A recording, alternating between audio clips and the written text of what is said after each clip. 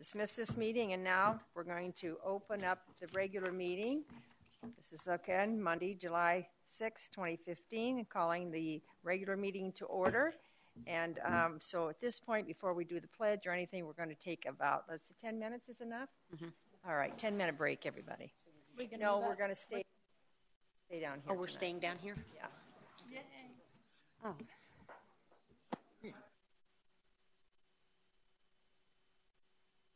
I can't see the audience. I like to be up there to see these people.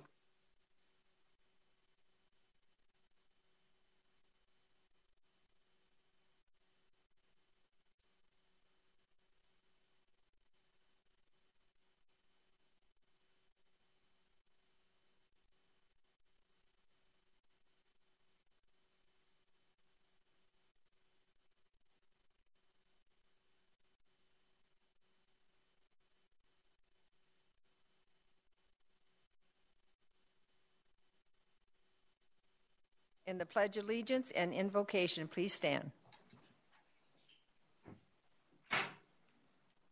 I pledge allegiance to the flag of the United States of America and to the republic for which it stands, one nation under God, indivisible, with liberty and justice for all. Let us pray. Our Heavenly Father, we ask that you bless this council as we start our deliberations on business matters for our community. We ask, Lord, that you continue to bless this great nation and to remind us of the sacrifices of many, many people that have gone before us to ensure our freedom. We also ask, Lord, that you bless our police and our fire who watch after us and take care of our safety every day. And we ask that you give a hedge of protection around all of those servicemen and women serving all over the world who are taking care of our freedom for us. May we always remember the sacrifices that have gone before us.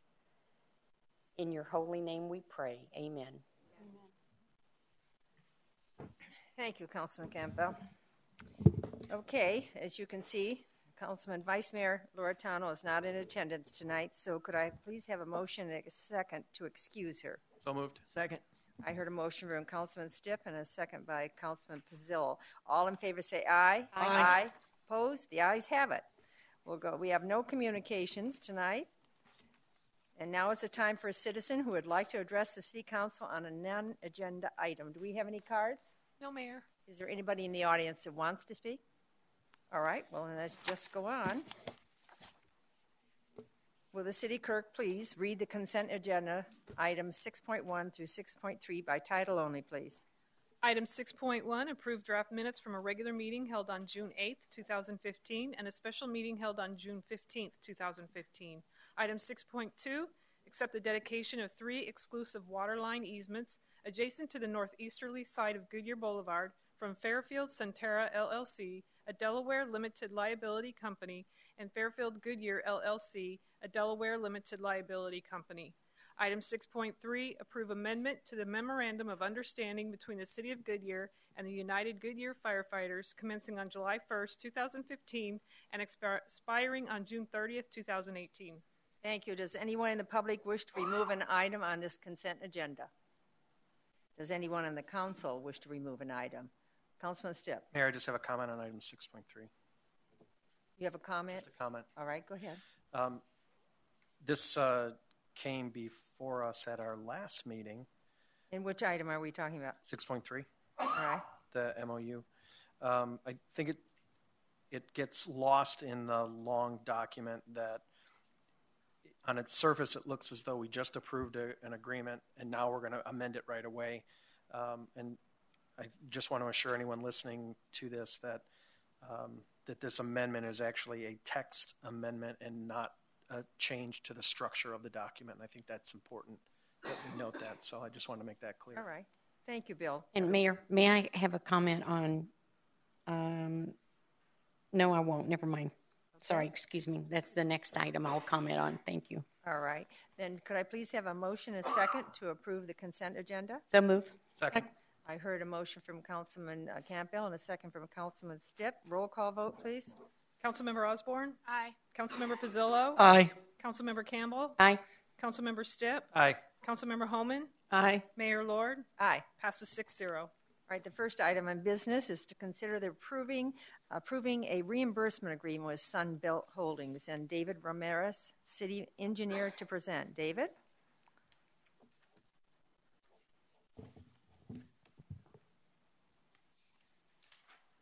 Good afternoon, Mayor and Council members. I have an informal presentation tonight. I'll be using Elmo. This is a reimbursement agreement for Indian School Road.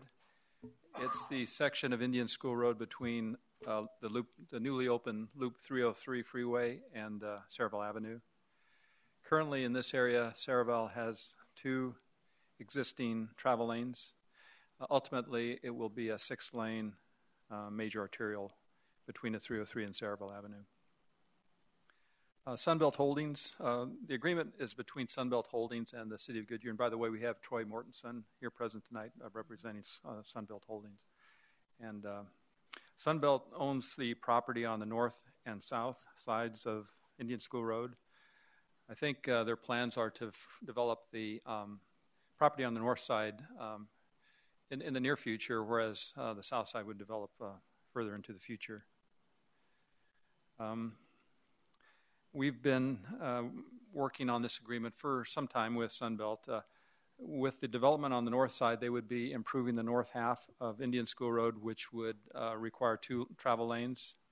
In the future, when they develop the south side, they would also build 2 travel lanes. And the city would be responsible for the 2 travel lanes in the middle of the roadway for a total of 6 lanes. So by working together, we were able to create a partnership with Sunbelt. With the city has a project in our CIP to widen the existing 2 lanes to 4 lanes. So by pooling the city's money and their money, they were able to advance the south half improvements, although they will not be developing that area for some time. And so this by moving forward in this manner, Sunbelt is proposing to complete the ultimate 6-lane roadway between the Loop 303, which is over here on the upper left, and then the roadway would continue east over to just a little bit west of Saraval Avenue, where currently we have 6 lanes. So it would complete the 6 lanes between the 303 and Saraval. Stop me at any time if you have questions. But Yeah, does anybody have any question on the drawing? You figured? Yeah, Bill? Dave, can you slide that up? There we go. It's hard to. Yeah, it's really hard to read. What I'm trying to figure out is where we're at and what. Out of it. Can you take your pen and show them? What does the top represent? The top represents the western portion of the project that we're talking about. The 303 freeways over here. Right. And if you imagine driving in this direction, you would be eastbound on Indian School Road. And when you get to this point, this would be the match line. That connects to that. This line here represents this line here, and the roadway would continue over here to Saraval Avenue. Okay, so the end of the green and red stripe is basically the end of the 6-lane improved road right now. Is that? Yes. Actually, Saraval Avenue is here, and this portion from Saraval Avenue to this point is already existing as 6 lanes, right, except for the center median. And so this project would construct 6 lanes from the western edge of the 6 lanes that are there going west over to the 303. And it would also come back and build the median or complete the center raised median that isn't there today over to Saraval Avenue. You have a exhibit there right next to you, David. Is an aerial that might help. This is actually from the next item on the agenda, which is the MOD, but here you see the freeway. Right. north is up. This is Saraville Avenue right here. By reference, this is Pebble Creek is here. There are RV storage lots right here. So this is the area of the improvement of the roadway construction. The actual, just the median only is this portion here. Got it. Okay, the follow-up question to that is, are we going to finish the medians when we put them in with granite and plants, or are we going to leave them barren like we've done on Van Buren? We're going this project will not put the landscaping in. The follow-up project, which is phase one with by Sunbelt Holdings, will landscape the median for what they're responsible for, and we will try to coordinate their timing with some median improvements that we're doing around the city currently. Do we have a timeline on when Sunbelt is going to? What I'm trying to avoid is a barren. This is a gateway to the city, and it's going to look much better than it does today. And so for that, I'm very, very, very grateful. But I'd really like to finish the job. Well, I know that Sunbelt is moving their plat forward for what they call PV 303 currently. It's the final plat's going through final review now. If and you'd that like, has that's in that. Is that what you're saying? well, with that plat recording, they would then be in a position to move forward with development of their phase one improvements. Okay. And phase one would, it's my understanding, would include landscaping of that section of Indian School Road. Okay. I could ask Troy to come up if you'd like. I don't want to put him on the spot unless he wants to. Oh, come on. There we go. Otherwise, I was going to be satisfied with a follow-up from staff. Hello, Council. I'm Troy Mortensen with Sunbelt Holdings, 6720 North Scottsdale Road, Suite 250, not 160 anymore, in Scottsdale, Arizona. Mayor and Councilman Member Stipp, just kind of answer your question. Currently, right now, we are working on plans right now for landscaping plans and theming of that area. With this phase, as Mr. Ramirez said, we're actually just going initially building the road, building the flat median right now. We recognize the same thing. This is an entrance to our project as well, and noticing that we've got to the west in Indian School, there's completed landscaping there as well, and so we have had internal discussions of possibly pushing that forward. This improvement to Indian School too was kind of out of sequence with what we have been doing. Typically we wait for development to kind of push that and to do those expenses. So we're the first time, trying to minimize as much as we could, but seeing the opportunity we had with the city doing this and kind of partnering, on with the 4-lane widening that the city was, going to do, we saw this as a good. In the middle. There we go. There we go. So to answer your question, and we can give further follow-up with staff as well, but we are actually looking at that right now and studying what the cost would be, and talking with our investors and saying, this may be something we want to do for marketability of the site as well. Okay, and if we can, just get some follow-up later on when we have a better idea, because I'm assuming this project is probably 18 to 24 months in length anyway. Yes. So within that time, hopefully we've got some answer what to. And, really hopefully we hope to be developing this side in that time frame as well with users and being pushing forward on more infrastructure on the east side as well. Sure, and that's why I don't want to make a big deal out of it today. I appreciate the follow-up. Thanks. Okay. Any other questions? I have a question. Yes. So in your conversation, council members, who's going to close the median that's open? Us or Sunbelt?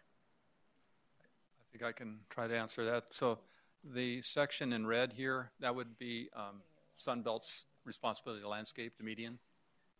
And the city, the portion where the roadway is already existing, where there is no median, where a median will be constructed, that would be the city's responsibility. Okay. So if Sunbelt does their construction and they make their median look pretty, I don't want to wait 10 years for the city to do their median to make that part look pretty, is what I'm getting at. We need it to look good, the whole thing. I don't know how we're going to do it, other than we need to have this conversation about it now that Sunbelt is stepping up to partner with us, which we do. Thank you very much. Can we stop? Let's get a motion on this a minute, because we brought Troy up, and I thought that was going to be that. And let's Okay. get a motion, then we'll flip back into conversation. Could I have a motion, a second, to approve the reimbursement agreement on Sunbelt Holdings for reimbursement of the street improvement costs for Indian School? Do I hear a motion? So moved. I heard a motion from Councilman Second. Vazzillo and a second from Councilman Holman. I recognize that one. All right, now open for council discussion. But I'm done. I just want to be sure that we have this conversation to fill the median when Sunbelt is doing theirs, so that that whole strip looks nice, even if it's just built and dirt's in it, rather than it's unholy. It's Councilmember Campbell. It's my understanding the city has money in our CIP to landscape some of the uncompleted medians around town. So we would coordinate. We would try to coordinate the city finishing the landscape in this area at least at the same time, or at the same time that Thank you. Sunbelt Holding does their section. Thank you. Yeah. Councilman Osborne. And I think that kind of goes back to the discussion as a council of what we've said in the past of complete streets. And I know that we continue to have that conversation, but especially in areas like this that we know that visibility is very important, and so we will continue to have that conversation. Complete streets. Any other comments? Yes. All right. The Yes. city manager. Yes.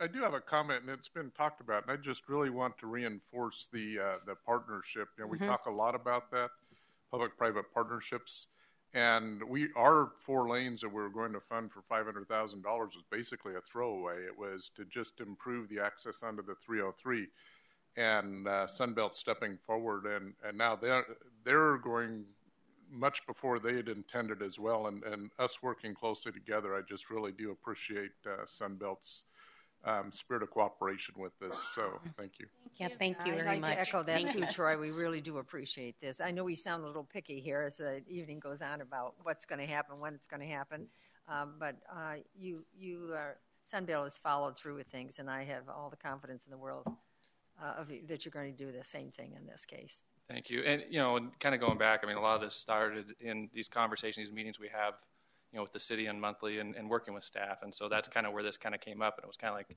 wow, you're going to do this project? That's crazy. We've already got some of this design. Let's work together. And so that's kind of what started that. So we appreciate the city working with us as well. And Well, it's advantageous for us all because the public loves it when they see something completed. And Saraville has been a name that keeps coming up, and that we've wanted to make sure that it's starting to look like it should. So really appreciate it. Ready for vote? Okay. All in favor say aye. Aye. Aye. Opposed? The ayes have it. Thank you very much, Troy. All right. Next item is to consider approving the attached map of dedication for a portion of West Indian School Road. And Karen Craver, Planner 3, to present. Thank you, Mayor. And this is the companion project that David had mentioned. This is the MOD, the map of dedication. And the MOD is going to officially designate the existing roadway, which is right now within a 66-foot county road easement, as city right-of-way. And the MOD will also dedicate the additional right-of-way that's needed to construct Indian School as a 130-foot major arterial cross-section. This will allow the roadway to be constructed to its ultimate cross-section in one uninterrupted construction project, and staff is recommending approval. Thank you. Are there any speaker cards? No, Mayor. Would anybody in the audience like to speak? Okay. Let's go on. And could I please have a motion, a second, to approve the attached map of dedication for a portion of the West Indian School Road adjacent to PV 303 East Site, located State Road 303 on the west and North Saraville Avenue on the east. Do I hear a motion? So moved. Second. I heard a motion from Councilman Stiff and a second from Councilman Campbell. Open for council discussion. Discussion? No discussion. Great. All in favor say aye. Aye. Aye. Opposed? The ayes have it. We'll go on to thank you very much, Karen. That was quick, huh? The last item, 7.3, is to consider setting the property tax levies for FY16 and 17. Lori Wigenroth, Budget and Research Manager, to present. Laura? We've seen a lot of you lately, Lori. Yes, you have. I think this will be the last time for a while. For a while. And we'll try to make this quick and as painless as possible. This is our last of 3 meetings where we're taking formal actions to adopt the fiscal year 16 budget, which we are officially in now. So what's before you today is adopting the property tax levy. So just go over a review of some of the things that we've already shared with you. This year's levy is set on a combined rate of $1.87, which is the same combined rate that we had last fiscal year. The combined levy of $12.5 million is about 4.9% higher than last year's levy. You've seen this slide before. It breaks down essentially what last year's levy is and kind of shows the 2 elements that are the reason the levy for FY16 is increased. The first is basically what we call appreciation, or in the case of the primary property tax, it's the 2% that is allowed in state law for that levy to increase on an annual basis. And that $152,845 amount that's shown there under primary for 2% is that truth in taxation item that you acted on in mid-June or late June.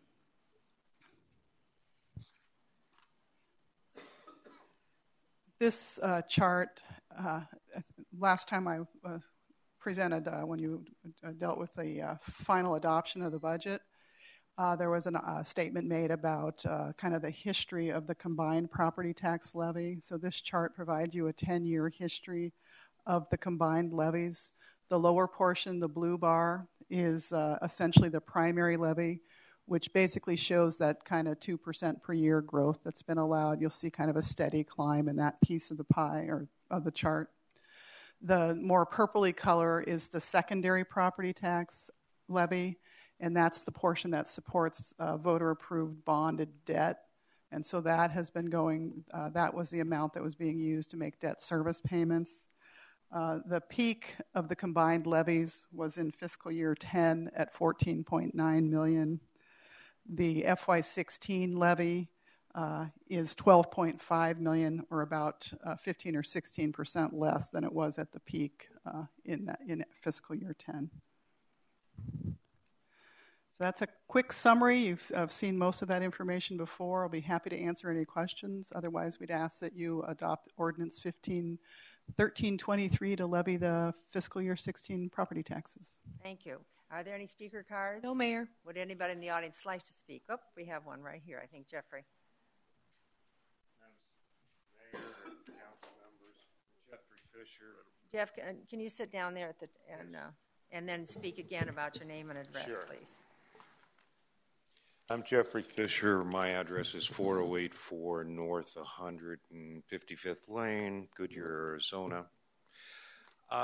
I'm respectfully going to ask the council to postpone this decision for a week or two because several people believe that they have not had the ability to review what has been posted, on site late. And many people are out of town that have also expressed a concern over the property tax increase and whether or not they're not comfortable in believing that there's a balanced budget situation and a need for the tax. But they're out of town because of the holiday. So under taxation rules and a truth and however you want to call that, transparency and truth in taxation, or however you want to interpret that, I would respectfully submit that it might be wise to postpone this a week or two, for those that are concerned. And if they show up, fine. If not, pass it and comply. Okay? Is that fair enough? Thank you for coming before us. All right. Appreciate that. Thank you for your time. I think that's everybody listening. So will the city clerk please read Ordinance 15-1323 by title only, please? Adopt ordinance number 15-1323, levying upon the assessed valuation of the property within the city of Goodyear, subject to primary and secondary taxation, a certain sum upon each $100 of valuation sufficient to raise the amounts estimated to be required in the annual budget for the purpose of paying for various expenses, to raise the amount estimated to be received from other sources of revenues, providing funds for various bond redemptions, for the purpose of paying principal and interest upon bonded indebtedness, all for fiscal year ending the 30th day of June 2016. Thank you. Could I please have a motion and a second? So moved. Second. I heard a motion from Councilman Bazzillo and a second from Councilman Osborne. Open for council discussion. No discussion? Councilman Osborne? I appreciate our citizen that came to speak to us this evening. I do realize that, and Brian, if you could please let us know, there are legal time frames that we have to stick with, if I'm not mistaken. Yes, and also why council did not make any comments at the time that the citizen came forth.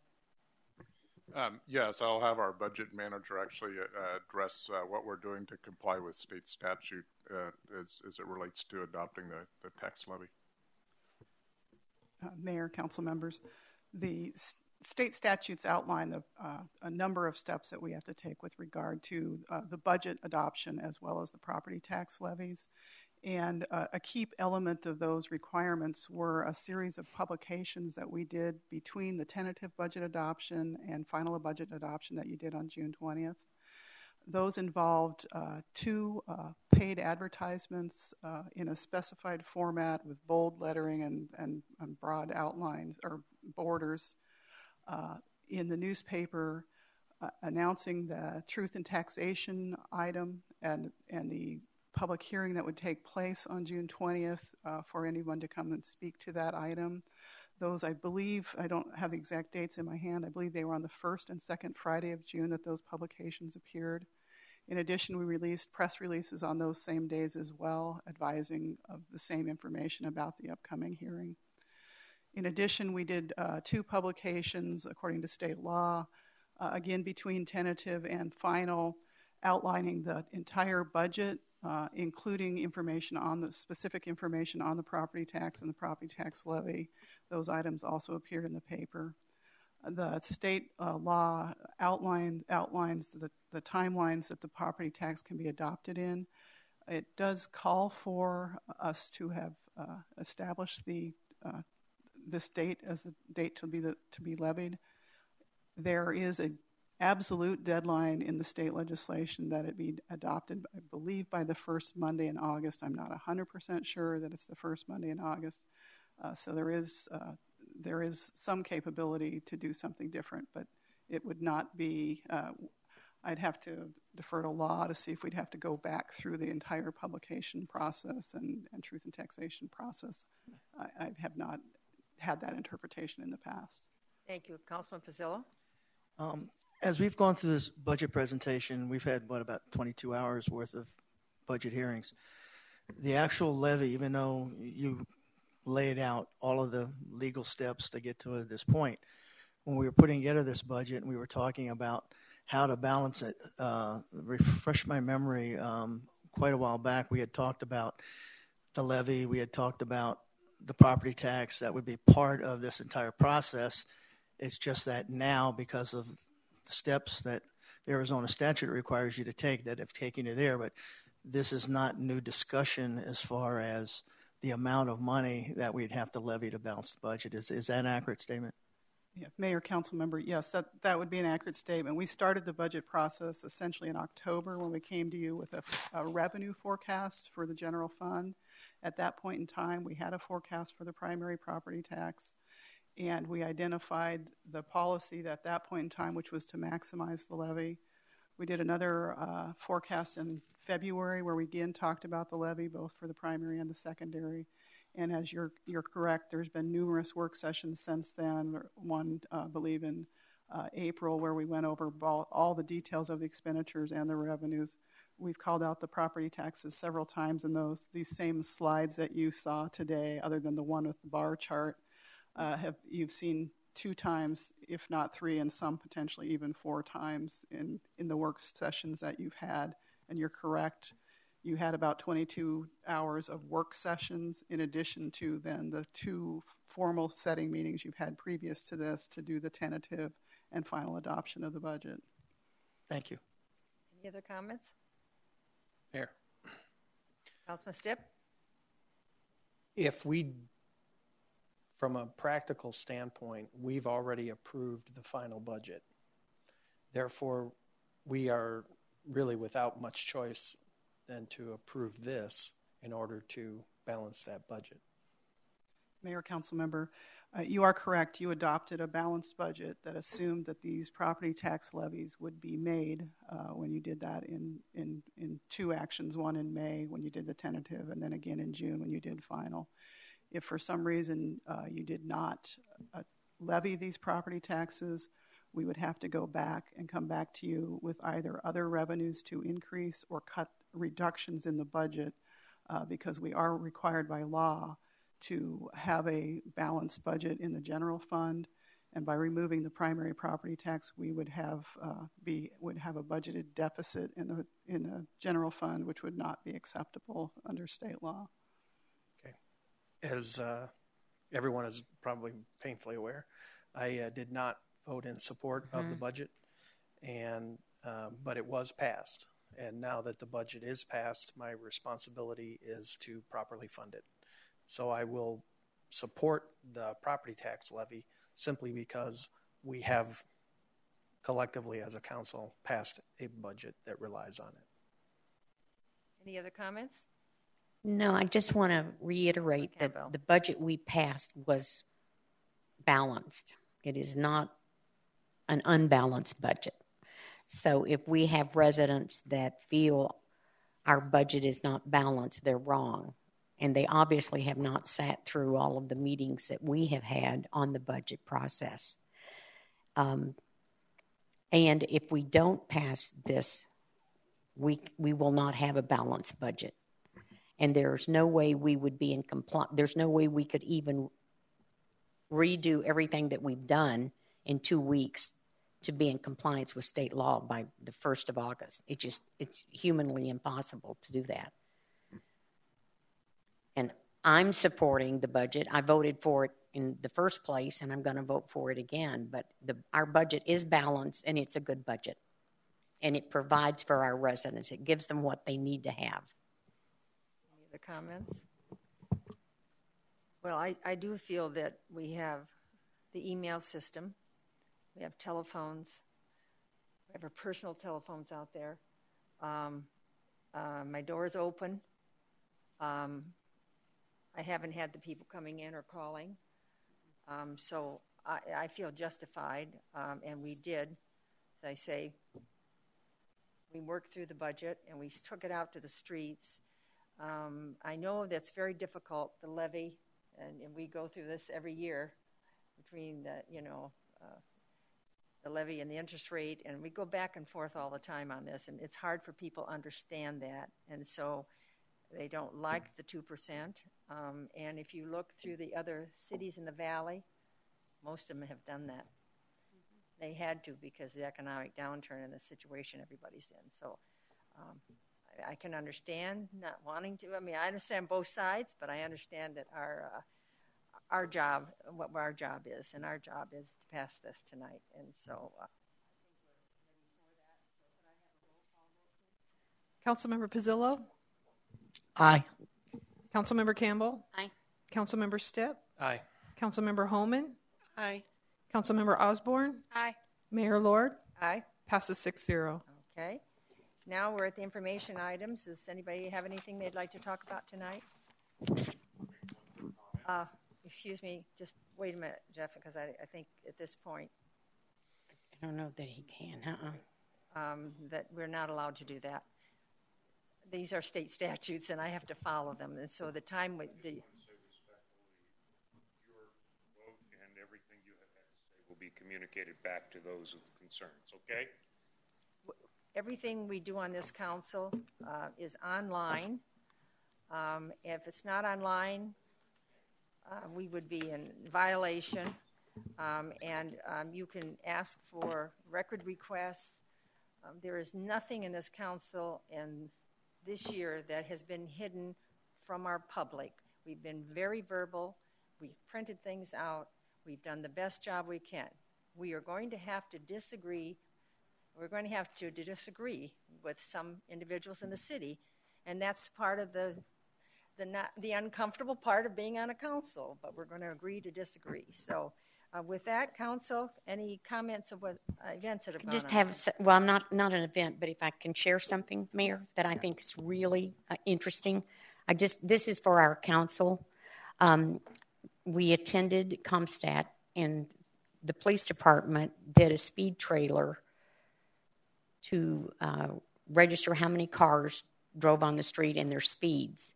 And on Bullard Avenue, from Indian School to Encanto, which I don't think is a mile, for 23 days that they measured it, 215,324 cars drove that street.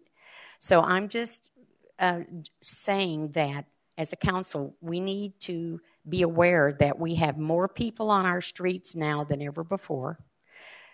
If and when the mall opens, it's going to be twice as bad, but we're going to need more lights. And I know I've asked about the light at Bullard for Pebble Creek entrance and exit, and also Palm Valley, and there's never been enough traffic to do that. However, on the horizon, there is going to be, because if we have 215,000 cars going back and forth on that street, that's a busy street, and that's not as major possibly as Pebble Creek Parkway and Litchfield Road, but it's certainly one of our north-south routes. And I just wanted to call that to your attention because I was very surprised that it was that much. And thank you. That's it. Yeah, Councilman Fazzillo. It's more of a question for the city manager. I appreciate the job they did on that weed control between, I think it's McDowell on Saraville heading south. The only problem I have is, and I don't know if it's the right-of-way area of the landowners, because even the ADOT cleaned up the exits or the hills there off of I-10 is to the very far west of the road and to the very far east of the road. There's still these big, huge, large green weeds that are there, and I don't know if that's ADOT's thing, but I know a lot of it's been cleaned out. The median's been cleaned out, so it looks much better. But there's just these few little pockets over there, and I don't know if it's the landowner that hasn't taken care of that or not. So if you could just, double check it. Maybe it's happened since the last time I rode there, but it's a lot better than what it was when I first mentioned it to you. It just seems like it's just a little sporadic there, far left, far right of the road there. Okay? Yes, Mayor and Councilmember Pizzillo. Thank you. A lot of efforts going on in several areas as far as the weed cleanup. Just to be specific, are we talking on McDowell or are we talking on No, we're Saraville? talking on Saraville. On Saraville. Saraville. South of McDowell. Got it. Most of it's either just before or under the, we call it the off-ramp or on-ramp. Okay, to the far left, the far right. So even ADOT's cleaned up the hill there because it looked pretty bad there on the hillside there for the on-ramps and the off-ramps, and they cleaned that up pretty good. So it's just that piece there, okay? Thank you. Thanks. Councilman Stipp. Can we, before we break, can we get an update on the progress of the sound study on I-10 before we break? We don't. The sound study. Okay. Yeah, I'm choking to death over here. Yeah, the sound study update. Mayor and Councilmember Stipp, actually that continues to be in progress working with ADOT, but we can provide update to council, whether it's through report or under my communications. We'll try and do something by next week, at least where we're at today. Councilman Facility, you had one more thing. Yeah, just one more thing. We've had this discussion, Brian, and my concern is when we do the sound study, we look at all the options or what are some of those options. Because my biggest concern, I realize the sound and you're putting walls up, but you're going to be developing McDowell Road. And as you go down there, if those walls get too large, you're going to end up walling off our community. And the problem's going to be is those businesses that locate on McDowell, are the people going to be able to see them from the freeway and be able to get off in time? For example, when they did the wall there at Walmart, when Irma used to tell me how much business that people were driving right by, because when they put that wall up, you couldn't see Walmart if you were heading, east into town from the road. So if you had some travelers that want to get off the road and maybe pick up some goods or whatever to kind of continue onwards, they just blow right by Walmart. I just want to make sure we're looking at everything. The ultimate is to make sure that the sound is not intruding into our residents. I understand that, and I understand that's going to be critical. But I also want to make sure, too, that we think the whole thing throughout, that we don't create an environment where you're just going through a city like a tunnel, and those businesses that are coming, nobody sees them because of it. We'll have signs up, but by the time they see the signs, they may be well down the road. So just a thought. Councilman Osborne? Just a couple of things. First of all, I would like to thank the community and staff and council that came out for Wildflower Ranch to put up that great playground. That was really exciting to see go up. And also last week, PBS, there was a great partnership between PBS, our Read-On City, and Wildflower Bread Company that had a little reading gathering for kids within our city, and I think they had over 200 kids that came in. It was a great turnout, and that was really nice to see our local business do that. But I also, as a side note, since we're kind of adding stuff for you, Mr. Dahlke, I've noticed, unless I'm putting things together and kind of piggybacking on what Wally had mentioned, but it feels like there's been a lot of accidents on Bullard, but at Yuma or in I'm like, what's going on with that area? And I don't know if it's speed. Is it speeding? Because there's a light there. I just don't know what's the issue there. I travel Bullard all the time, and I'm amazed when just yesterday the cars whizzing by Ron and I, and we were going the speed limit, and even on once you go from 35 to 45, these people had to be going 50, 55 miles an hour, so, and some more. So it is, but that's just not on Bullard. It just seems like a lot of reports lately have been. What? No. Oh, you're being funny, aren't nice you? Try, He's trying. Nice try. Some humor here. So, and I don't know what I don't know how you monitor all the speeders in Goodyear or in any other city, because they have the propensity in Arizona to drive fast. And you just take the trip from Goodyear downtown, and I do it frequently. And they're going 85 and 90, so I'm not sure. Because you're going slow, Georgia? Do you mind coming up and just addressing this like that? Well, I'm going to the point I'm not going to get a ticket. Since I gave Chief Stats Yeah. out. Yeah. So just, in fact, really we had a terrible accident that happened this week, and that was speed, right? We did. It was speed and impairment. And we had a serious crash right about the time of the fireworks on Yuma Road near Bullard. So we have had some crashes there, as you know, over the past few months. We have a very aggressive speed enforcement detail that is always working throughout the city. We follow our crash patterns and look at intelligence to determine the highest crash intersections throughout the cities, and those areas get more attention each month based on the number of crashes there. So we can look at those numbers on Bullard, again, Yuma Bullard area, and see, if we need to put some more enforcement there. But of course, when you put enforcement there, it takes it off someplace else too. So when citizens want and they do, we all want, we're always asking, but then we have to think, okay, then we're taking a policeman off we don't have those extra policemen just to run over to reassign, so it takes them off something. So we have to keep that in mind, that if anything happens at another place, we have to be aware that maybe the police weren't quite on top of that because we had them someplace else. Is that That's correct, Mayor. But our traffic unit, we move them around quite frequently, and so they don't stay in one place too long, and make sure we hit all of those high crash areas as much as we can. And Bullard and Yuma, isn't it? That it's not a It's not a regular light. It's just the hanging light, isn't it? Yeah, and sometimes you don't see it. I mean, you don't pay attention to it. It's just weird. If you're coming east-west and going west, the sun's in your eyes, and it's not the big brown stoplight that you're used to all over.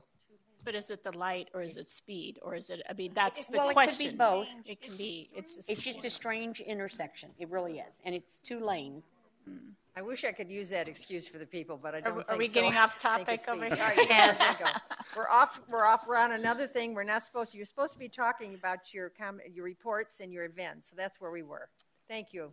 See, we appreciate that. Yes.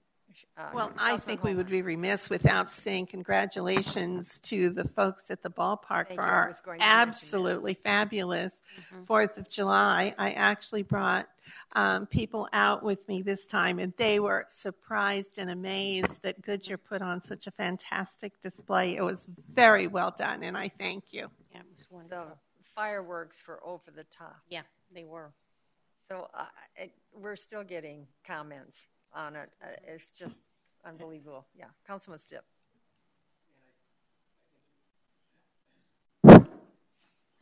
All right. First it's my voice, and then it's the microphone. Oh, gosh. Our own Michelle Laurie named one of Arizona's top 50 women in Arizona. So now we're graced with the presence of 2 in the city. Mayor as a former award winner, I guess, but I want to give kudos to Michelle. Thank you for that, for representing. That's very nice, Bill. Thank you for mentioning that. Any other comments? Just the music selection was thumbs up. Oh yes, it was. No. It's just because you had Do we know how AC/DC. many people were there? Yeah, yes, okay. Mayor. All right, Actually, I'm turning this over now to our city manager, Brian Dahlke. 12,685. Now, I don't know how they come up with a number like that. That's great.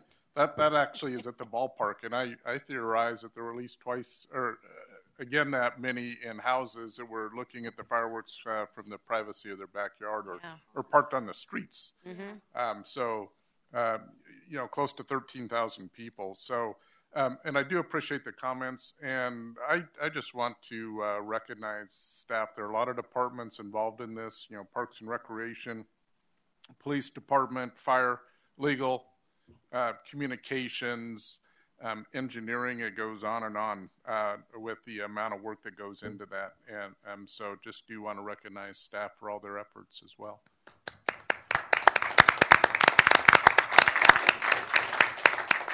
It was seamless that night. It was perfect. Everything went just beautifully. The entertainment was fantastic, the music and the games and everything, except I will tell you that people kept coming up and saying, we're not going to be in a contest. We're not going to break some, they wanted world to, record they this wanted year. another. So I just relayed Ripley's that to bullet, you that they missed that. So We did have Sorry for hot dog interrupting. and pie eating contest, but you're talking about the Break the Guinness Book record, of World yeah, Guinness Records, Book, yeah. which we own it still for most fake mustaches, and then also for the I call it the Congo, but the It was dance a line line. dance, yeah. It was Line our dance. dancing, yeah. Oh, Soul Train dance. That's right. sorry, yeah. Okay. Anything else? Well, thank you very much, and this meeting is adjourned.